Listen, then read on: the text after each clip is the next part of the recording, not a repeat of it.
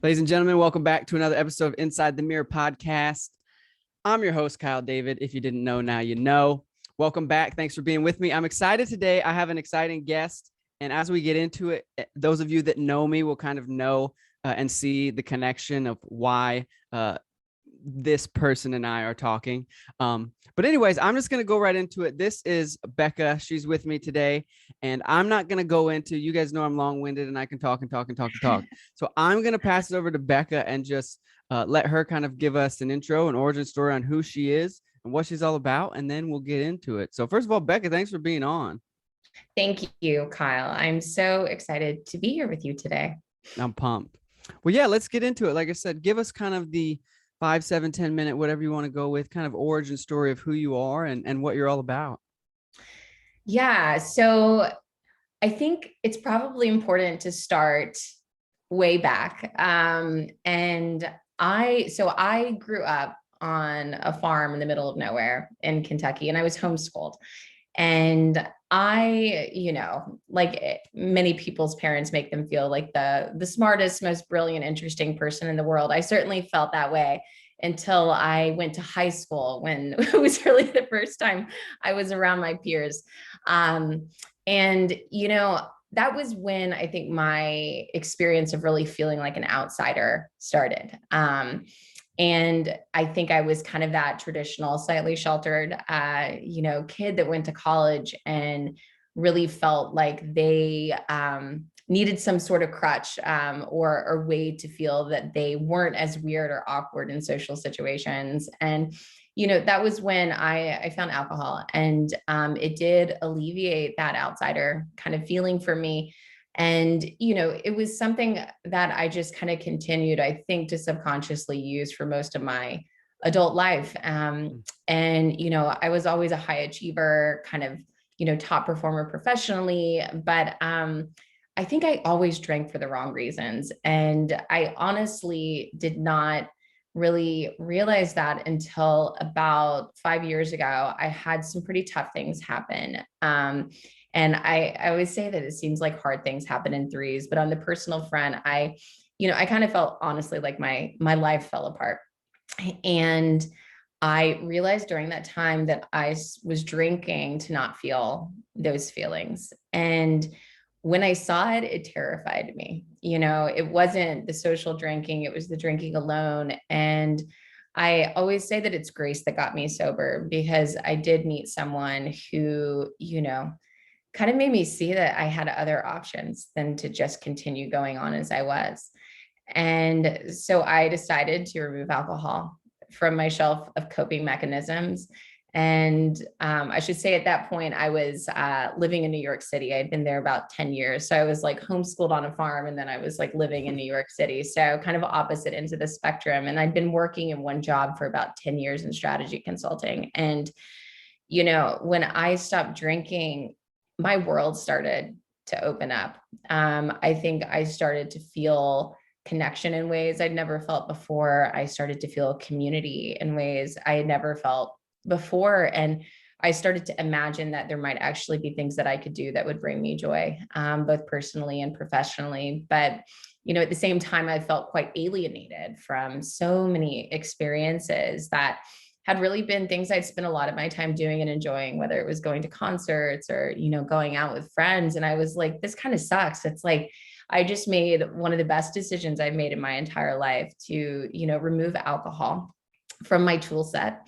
And at the same time, it's like, I still felt othered, which was that experience that really kind of haunted me most of my adult life. And I knew I wanted to do something different professionally. And I guess it was 3 summers ago now, I was in London interviewing for this new job opportunity. And it was like my dream job. It was in the hospitality industry, and it was focused on social impact. But when I was in London, I actually went to a couple different bars and restaurants. And I say I had the strongest cocktails of my entire life, because I discovered that mocktails were a thing there. And so, there were these beautiful cocktails, non-alcoholic. And it was the first time that I did not feel alienated for making such a strong decision. And I was just so taken by that experience that I decided to turn down my dream job move back to central Kentucky and live in my parents' basement and figure out how to make a non-alcoholic spirits company. And, it was so interesting because at that point, like as a non-drinker, my life was just so great in New York. I, had recently met an incredible guy that I'm now engaged to, but I was like, if I'm going to do this, I'm really going to do this. And I love the saying, it's, how does it go? It's uncertainty craves authenticity. And I think that I realized that it wasn't just about making great products that, folks could enjoy when they didn't want to drink for whatever reason, but it was also making them authentic. And I think that non-alcoholic spirits in itself is a bit of a contradiction. And so I really realized that to build an authentic company, it needed to have an authentic origin in terms of location, in terms of the ingredients, because I wanted to not only make it, tasty, I guess, to have these types of products, but to make it really emotionally rewarding and exciting. And so that was about 2.5 years ago. And just a few weeks ago, we actually did our first bottling run of Naked Lady. And we created a non-alcoholic gin, tequila, and whiskey that are actually made from the real spirits themselves. We developed a process to actually remove the ethanol. And the idea being that you can order your favorite cocktail, but just, have it naked. So it's easy. And now that's where I am today. We have product.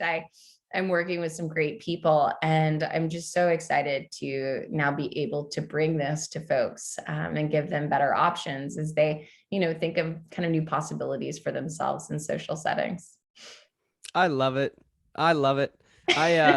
It's so interesting because I have a similar story as far as I grew up the son of a pastor. I was Okay. homeschooled, didn't enter the public schools till middle school, felt very alienated.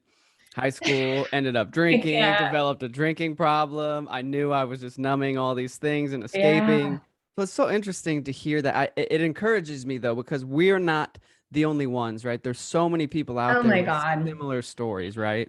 It's so true. And I think it was so interesting because when I stopped drinking, that was when I actually started to realize how not alone I was, because I had so many of my friends that were like, how'd you do it? And these stories came out about, I think, kind of their own dissatisfaction or feeling like they were drinking because of the social expectations. And I was like, oh my gosh, like all these years I kind of thought I was the only one. And honestly, one of the reasons for wanting to build this company was to open up those conversations. I kind of thought if I decided that I could really, own this decision and kind of push aside my own shame, that a lot of healthy conversations could hopefully happen in that opening. So I love it. It's very obvious to me right away that you're not out here trying to build a company because you just want to make money. Like we even said right before this, yeah. it's impact driven, and I can hear it in the way you speak. You haven't said anything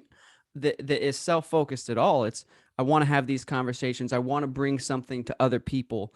And I just love that. I love anybody that has a cause that's going to help other people, because Thank we you. just live in a world that we have so many things where people are building things for themselves, which I don't fault. But we need people like you that are entrepreneurs that have hearts that want to build things that help people, that impact people. And yeah, and it's interesting because I think I'm always having to kind of reconcile those two kind of parts of it, right? Like, I've had to raise capital. I've raised about $1 million so far to do this, and I'm moving back into raising more money now. And, the financials and, whatever kind of, key metrics we set for ourselves to hit, like those are all very important. And our investors have a lot of trust in me, and I, feel very responsible to them. But I've also realized that anytime I lose sight of actually why I'm doing this, I'm not as effective, because I think that, we are wanting to do something different, and it, needs to show up kind of that motivation and intention in every decision we make. There's always a way to do things cheaper. There's always a way to do things faster. There's always a way to sell something, more easily. And I think that, when I do things for that reason, I always realize I'm losing sight of my actual customers, and I'm losing sight of myself. And I think it's hard to build something that's good. I'm realizing that now. It's really hard to build something good, but there's a lot of other things I could be doing to make money. Sure. And, if I'm going to do this, I kind of want to do it in alignment with my values. So, I love it. It's interesting. So this is people that know me know I tangents, but I was watching Shark Tank last night, and there was a guy on there who had created these edible utensils, forks and knives and chopsticks, but they were edible. And the sharks were pushing back on him and saying, kind of what you're saying is, well, why would people get these? They can buy spoons for 2 cents or yours for 20 cents. Why would they choose yours and all this? But it's so interesting. He ended up getting a deal because he was so mission driven. He was so passionate about why he did it that I think they invested in his why more than even his what. You know what I mean? yeah. Yeah. And I think it's, and I honestly think that, again, like I'm not unique in that when you are able to tap into, your power, like your source, like the things that really drive you. I think that is when for everyone, that kind of, maximum potential is unleashed. Like I am so much more creative when I'm thinking about how, to make a positive impact in someone's life who might not normally understand a product like this than I am kind of chasing a number. Mhm. And I think it's always that balance I have to go, back and forth between. And I think, but yeah, and it also helps, I love the example of, the Shark Tank guy, because I think sometimes building a business can be a little bit of an isolating experience because, it's a grind. And I think to see those different examples of people who are doing something similar, it's like you aren't alone. There's really an army of people out there that are trying to do disruptive things because of the things they care about. Mhm. So, Totally. Now, I want you to unpack a little bit about like even just the name, like Naked Lady. Like yeah. it now you have is Alt Distilling is the company that you're building with the brands of Naked Lady and such underneath, correct? Yeah, exactly. So, I think we were pretty ambitious, and we decided that we wanted to start a portfolio company. And I should say that I started this journey on my own. And then I ended up meeting an incredible food and beverage innovator who kind of in a pseudo retirement phase of his life, but he had led the team that developed like the McGriddle and the innovation group at Starbucks that created kind of the Frappuccino and pumpkin spice Wow. lattes. And like, he is truly a mad scientist. That's And, huge. yeah. And this was about 9-10 months ago, our paths crossed and we decided to work together. And at that point we were like, why don't we dream big? And so we renamed ourselves as Alt Distilling, with Naked Lady being the first brand that we wanted to launch. And Naked Lady was really, my heart child. And the idea for Naked Lady was that, first of all, I knew that I wanted to name the company after a woman. I think that the spirits industry is traditionally a pretty masculine industry, especially when you get into Yeah. the bourbons and Oh whiskeys. yeah. And, I spent a month just kind of thinking about who that woman might be. And when I actually couldn't think of someone and realized I didn't want to be so prescriptive and specific, lady being kind of the Southern ubiquitous term for woman really stuck with me. But I also then was thinking about how my own experience of sobriety Mm. had left me feeling so naked, and how that shifted from being something that was terrifying initially to one of, I think, the most beautiful parts about this commitment for me. And that is really kind of that, allegiance to living a life that's undisguised, and, being undisguised through both the good and the bad. And so I think the name Naked Lady really is kind of my personal commitment to Mm. this brand, but also, having that application where we can make it easy, to order these types of beverages. I've always had issues with the words mocktail and virgin and non-alcoholic, they're all kind of inherently dissuasive. And so this idea that maybe we could update the bar call to be more exciting and radically inclusive, so that instead of being sent to the mocktail menu, kind of feeling like you're at the children's table at Thanksgiving, you could just, order your favorite drink naked. So yeah. I love it. I love it. And even the It's a spelling. very me name to like completely overthink, overanalyze, do like an ethnographic study on kind of how I feel like it needs to be positioned. But I feel pretty good about it. So. Oh, it's great. It's solid. Yeah. It's very solid. Even the way you branded it, even with the spelling, I was like, this is so cool. Like there's this I don't know, there's something about it that gets me excited. And hearing all this behind it, I'm like, oh my gosh, like there's yeah. Yeah. Yeah, And yeah. it's like, I think we wanted it to be edgy because it's Mm, like, it's so easy, I think, for a decision to drink non-alcoholic be thought of as like ordering the Shirley Temple or, just a health and wellness decision. And I think that, drinking culture is a kind of just this space that has an edge.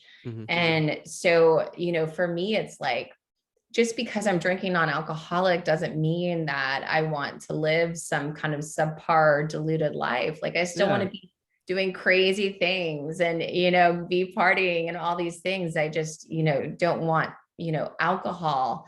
I don't want, just that one ingredient to have to be a requirement. So That's so good. I relate to that so much because I'm the same way. Like I am not frankly not a calm, quiet guy. Like yeah, I'm an excited guy. I enjoy life. I enjoy being around people. totally. I just don't drink. That's it. Right. It's a Right. very small thing that I think we put under this microscope and be like, oh, and then people act so weird sometimes and Oh like, my oh, are gosh. you okay around all this? I'm like, I'm fine. I'm just not, I just don't want to do it, you know? Exactly. And, the reality is that less alcohol means that there's more room for you, like, Ooh. yeah, I think that, and that is my firm belief. If anything, my friends think I've become crazier since I stopped drinking, because I'm much That's more so myself. real. And, I don't need those shots of tequila to be doing things they find surprising. So, Right. that's naked lady. So I love that. I love that you're basically saying like we don't have to take the edge off of the culture or being a free person that loves excitement and being around all the things. We can remove the one small ingredient if we choose to. And still, yeah. I like that you said that there's more room for you. There's more room for you. We joked around with this idea of a slogan being like make better bad decisions, like I love it. because it's like I mean, I'm sure you had this experience. When I first stopped drinking, I was like, oh my gosh, it's gonna feel like I'm going to Sunday school every day, Yeah, yeah. and I was like, I've met some of the most charismatic, wild individuals that it just completely blew me away because I realized how closed-minded I was, Mm, even, as someone who struggled with the impact of alcohol and thinking, the identity that it meant I had to assume. And I think I think it definitely impacts people who, would benefit from not drinking at all, but it also impacts most people. Like, so many folks, even who might not have, a real kind of issue with alcohol, I've realized they just drink because it's expected of them. hmm And that's like kind of crappy at the end of the day. So Yeah, it's that social norm of, well, that's it's the if that's what social people norm. are doing, then I probably should be doing it too. But there's no Totally. purpose or really reasoning behind it. And we only Exactly. get one life. I feel like we need to be purposeful with the decisions we make in life. But we do live in a culture and a society that just pulls us along with the norms of things, right? Yes. Yes, absolutely. And I think that, yeah, it's interesting because I don't know if you had this experience, but when I stopped drinking, it definitely became a topic of conversation. I was still taking, Mm. a lot of clients out to dinners and stuff, and I would order a water or, a Diet Coke, and everyone would be like, oh my gosh, like the assumption is that, something's wrong. Like Yeah. what is wrong? And, that is why you're not drinking. And this idea that like, it's not something wrong, but something right, or maybe it's just not even a thing. I think, Mm. this idea that, the ingredient alcohol could be something that was inconsequential to the experience someone could have, is really what I dream of. But I think it'll take a little bit of time, and we're just now starting to test the waters. So That excites me though, because I totally align with that of yeah. it doesn't have to be a right or wrong or huge. It can just be an inconsequential thing that really has no bearing on anything that we're doing.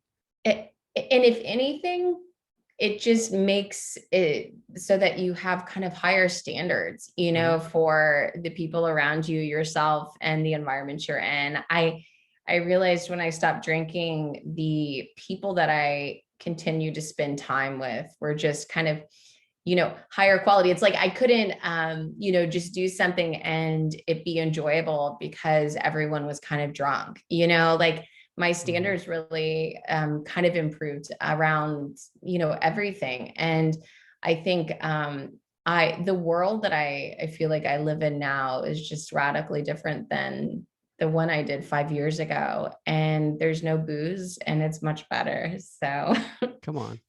Yeah, I could say ditto to that. When I look back on from 2014, 2015, I got sober in 2015. yeah. And I look at my life now and I'm just like, my goodness, that is night and day. I'm not the same person. And again, No. it's not to say that there's anything wrong with anyone else, but because of my own struggles with it, when I put it down, like you kind of said, I felt like I started living my life. It's so interesting. 100%. And, and I think it's interesting because I have realized, I'll say that I don't think our main customer is, just the non-drinker. Like, I think it really is for, non-drinkers, but also folks that just want more options, because I swear it's like, I don't talk to many people who are like, I wish I drank more, like that's just not something, even those who love cocktails and love, going out, it's like, nobody ever is like, I wish I drank more alcohol. That's really something I'd like to incorporate into my days more often. And, Right. and I think that's pretty indicative of a huge opportunity area. I think so many folks are like, I wish I could drink a little less, or I don't feel good when I, drink this many cocktails. I don't know why I did. I just got caught up in the night, or everyone was doing it. And it's just so fascinating to me, because it's like, I think it's an experience shared by so many people I know, even very strong people I know, people who are, very successful in whatever they're doing. But it's really a social arena where I think that social pressure, is so pervasive. And it's exciting because I think that's what makes it such a huge opportunity area. But You're definitely a visionary. I love it. Like I love it because I tend to consider myself the same, which sometimes makes me seem crazy to people, which is okay. But I was talking to a guy yesterday. I had a call with a guy yesterday, and I said, "You're a visionary, man." He said, "What do you mean?" I said, "You can see that 3, 4, 5 years down the road. You see it already in your mind. Everyone else can't see it, but you can see it." And I kind of get that feeling about you. Well, I do, that you can already see it where it's going to be, right? Yeah. And I do, it is so clear to me. And I think, when I have the opportunity to talk to people, I think, spend an hour with somebody, it becomes crystal clear to them as well. I think what's going to be really interesting over the next couple of years is how to actually scale that message, how to reach folks when it's just going to be kind of a brief interaction. Because I think it is different than the norm, and I think we have a lot to learn in terms of how to make this accessible, how to make it easy, because, I won't have the opportunity to talk to every potential customer like I am you right now.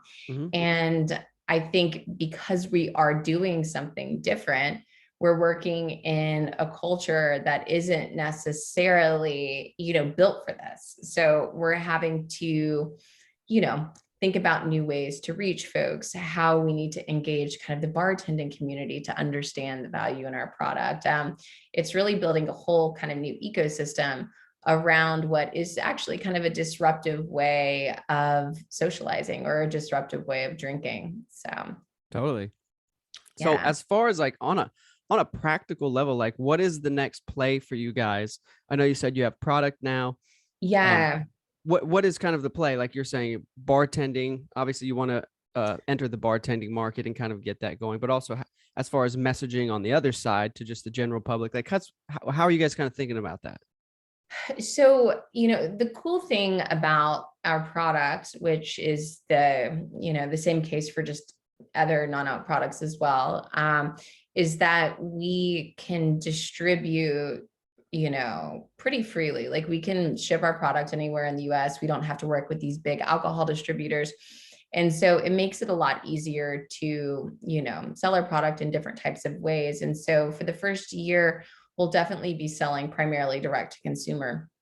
But the way that we're really wanting to educate customers is through partnering with bartenders.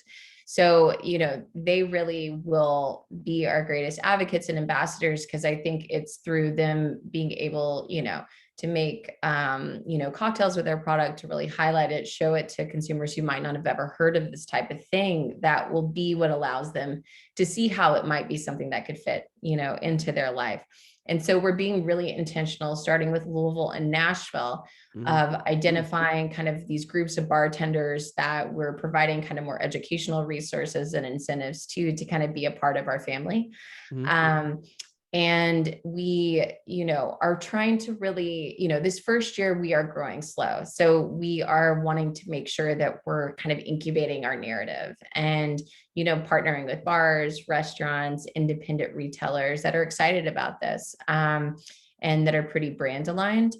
And so, yeah, so right now we're focusing on Louisville, and then Nashville. We'll start fulfilling orders in April from our direct to consumer site.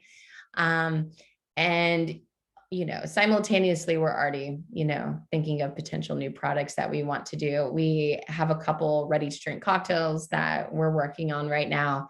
But, one thing I'm learning is that each of these things is a lot of work to do. I think it's a lot easier to, brainstorming something up on a PowerPoint slide than to execute it. So, we're also trying to focus on one thing at a time. But, and I think the other thing that, you'll start seeing more this summer is, I've always said, if like you remove alcohol, which I think gives a spirit its inherent value in the eyes of most people, you need to put something kind of in that place to kind of validate the product and show why it's, worth enjoying. And for us, that's creativity. So I think that we're really excited about, doing more kind of experiential kind of marketing and guerrilla marketing at music festivals and art fairs. And I think, partnering with different kind of emerging artists. And so, once we get everything sorted out with like our operations and distribution right now, we're excited this summer to start kind of participating in different festivals, and fairs, et cetera. So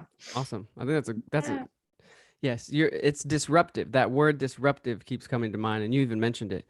It's and those are the things, right, that are the most difficult, but when executed properly and obviously when scaled, you look back and you go, well, of course that worked. It was disruptive. That's why it worked, right? Because it's almost as if like it may seem like it's tougher, but it's almost a blessing to be disruptive, because at some point you'll hit that tipping point.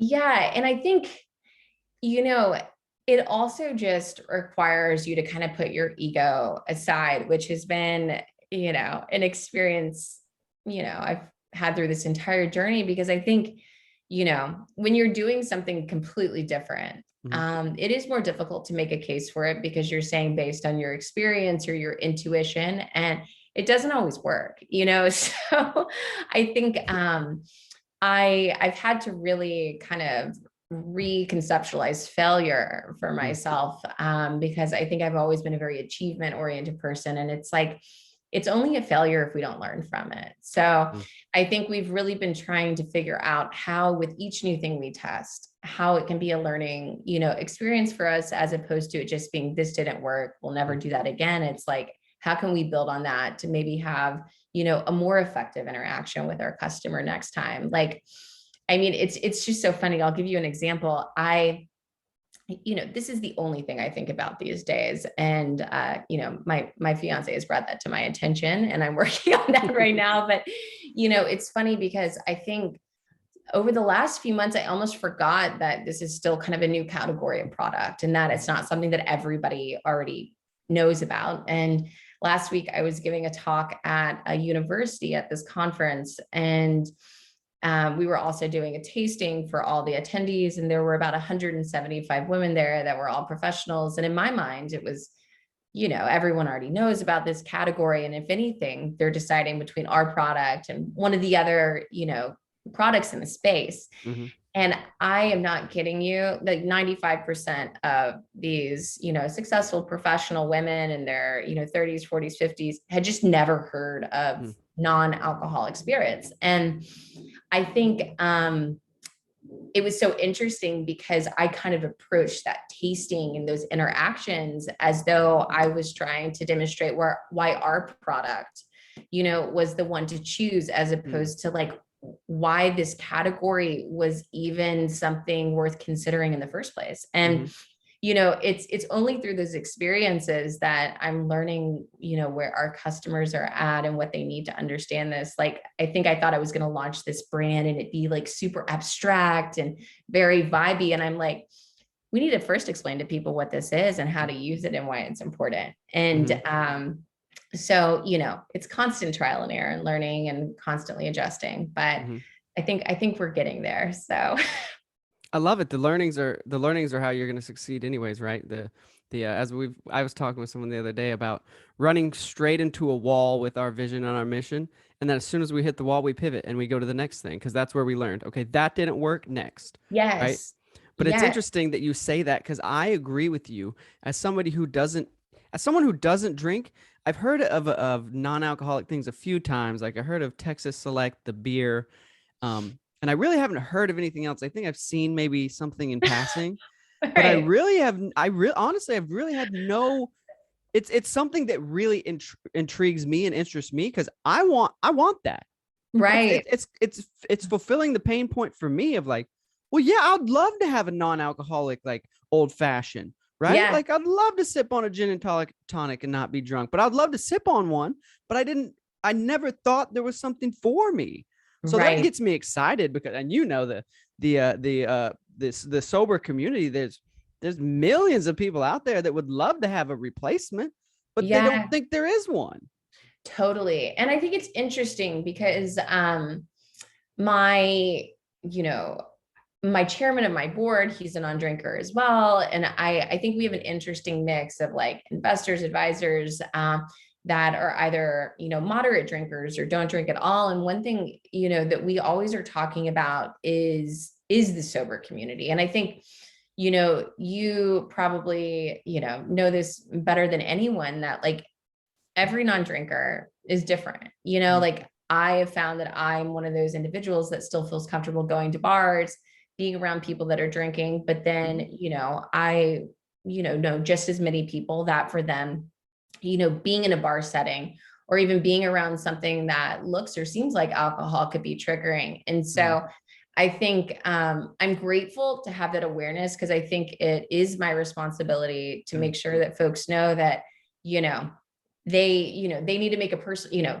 this is not an antidote. Like this is not a one size fits all solution. And it's something that they, will need to make a personal decision for themselves, but with the, the awareness that if being around alcohol is triggering for you, or being in a bar setting is triggering for you, our product might also be triggering for you, because we have done so much work to make it taste so good that, it does kind of replicate that experience. And so, what I don't want to do is, and it's so funny because I think initially, because I was someone who wasn't really so triggered by it, I initially thought that my main customer was going to be, people in the rooms. And I had to really do some recalibration to appreciate that my experience is unique. There are risks associated, and that the decision is everyone's kind of personal decision. So, man, I really respect that. I really do. Because I I also know people all across the spectrum. I'm on this Right. side with you where I'm like, hey, let's go out and have a good time. I'm not going to drink, but I want to be there. Exactly. And I also know people that can't even, yeah, they're like, I drive by the liquor store and it reminds me of 12 years ago. And I'm like, oh my Yeah. goodness, Yeah. that's real. It's real. It's real. And, I think, and it's important to talk about just because I think Mm, that, everyone is different, which is one of the things that is so awesome. But, it just is something we want to be sensitive to. And I think as a non-drinker founder, it's definitely something that's, close to my heart. It's not on our bottles, but, it's in the fine print on our website and always something I'm excited to talk about in conversations like this. I love it. That just again is a testament to like the fact that you do care about people. You're not Yeah, just like, I'm gonna build a business and exit and good luck. I hope it works out well for everyone on the way. Like, no, you care about the people along the way. I do. And honestly, it's so funny because I started working on this before the pandemic, Mm-hmm. and it's a consumer products company. And we're living in kind of a supply chain crisis. And now Mm-hmm. with the, impending World War III, that's like impacting inflation. It's a horrible time to start a consumer products company for a lot of reasons, right? Sure. Like there have been moments when I'm like, oh my God, if I was doing this for the money, it's just, I would cut my losses because this is Sure. crazy. Like the Sure. amount of creativity and pivoting and adjusting it's required to kind of sustain ourselves has been so much greater than what I expected when I first got started. And I probably wouldn't have stuck with it if it wasn't this important to me, Yeah. So it's like, I've had to live in my parents' basement for 10 months. I cashed out part of my 401k. I'm still driving my car from high school. So it's like, Good for you. of course, I'm not going to compromise on, the values of the company Yeah. because I've made too many big decisions that otherwise I couldn't have justified. Mhm. So That's huge. That's so real too. I work with some guys that started a software company in the middle of COVID, yeah, and we're doing Zoom calls, and we had the power go out here in Texas. You may have remembered a year or so ago, and yeah, so yeah, so many hurdles along the way, but everyone has just continued to stick to the mission and the vision of, I yeah, don't care how hard it is, I don't care how crazy it is. We believe in what we're doing, and we're going to keep totally. going until it crashes and burns or it goes to the moon. Like there's no in between. There's no other option, right? Like when you believe in Right. something fully, there's no other option. Like you said, that's all I think about. I'm the same way. That's all I think about.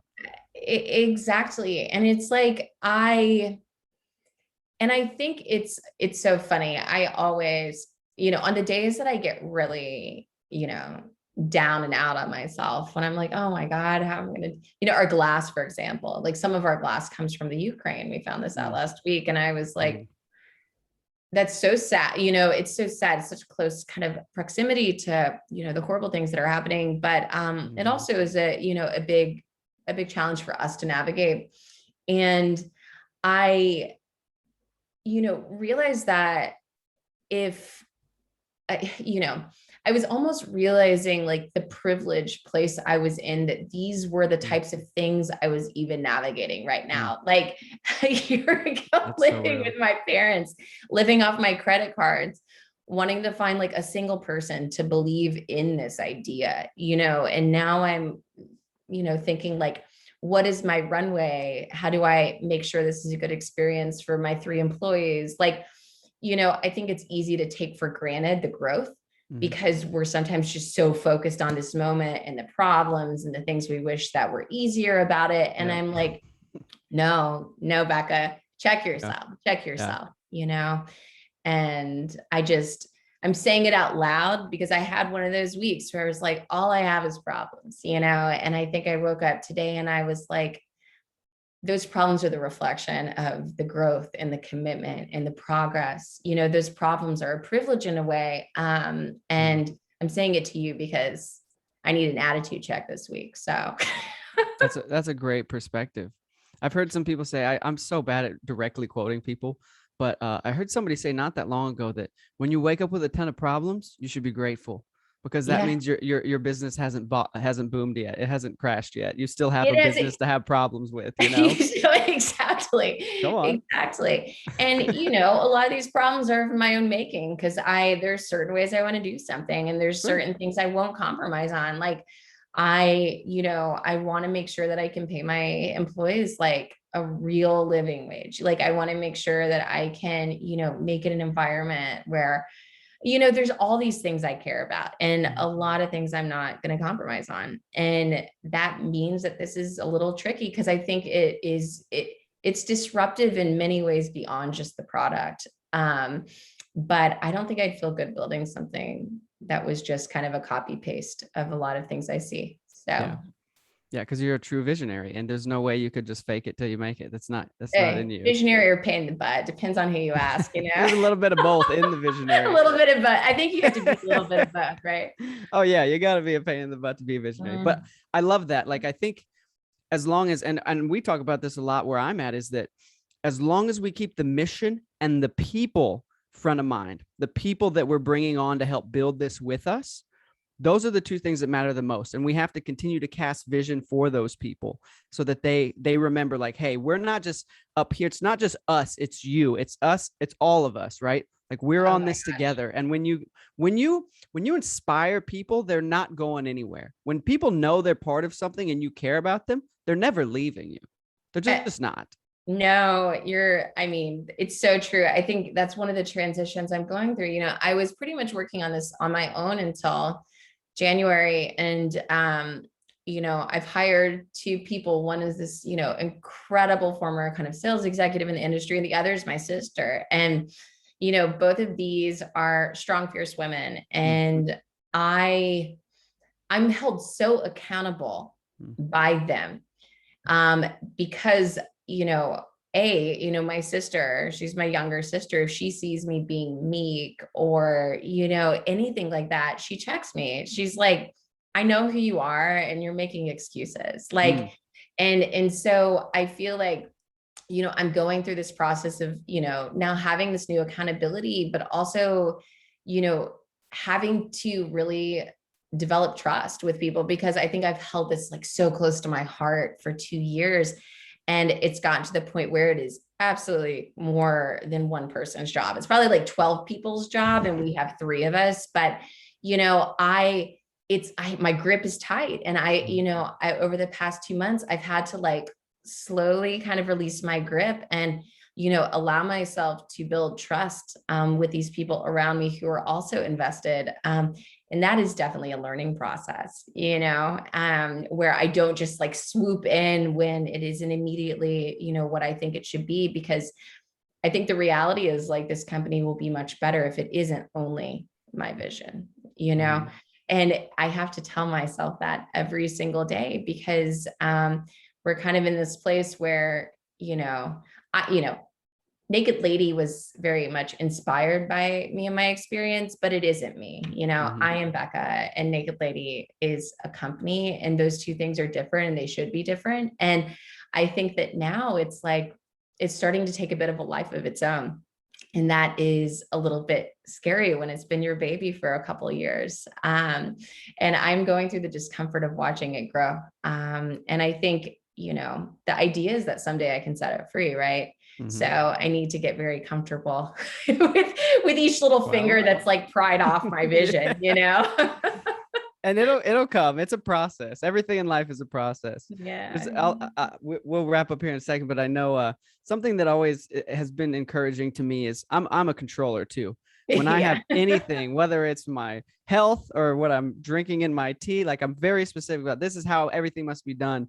And I've heard this said many, many times, is that when you hold something like this, you have full control over it, but you don't allow anything into it, right? So it can only go so far. When you open up your hand, things can come and go, right? You're able to receive and give. And you're welcome to control everything if you want.